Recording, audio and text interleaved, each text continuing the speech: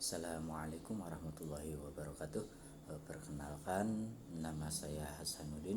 Saya bertugas di SMK Negeri 1 Lemah Kabupaten Majalengka, Provinsi Jawa Barat sebagai guru PNS mata pelajaran matematika.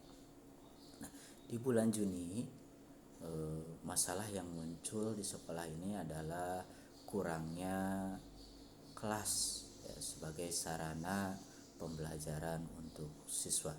Hal ini dikarenakan penerimaan siswa baru yang melebihi kuota atau tidak sepadan dengan kelas yang ada.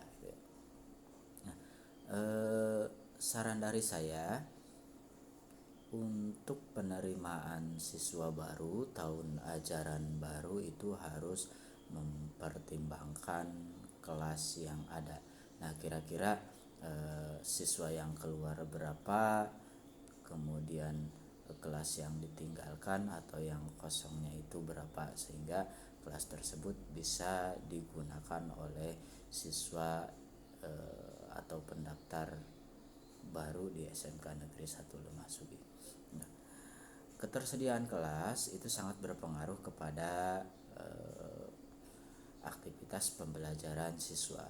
Kadang siswa kurang nyaman ketika pembelajaran tidak dilaksanakan di dalam kelas, misalkan di musola atau di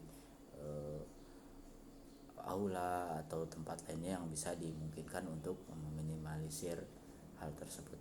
Nah, efeknya seperti itu, sehingga untuk kedepannya supaya siswa nyaman, supaya siswa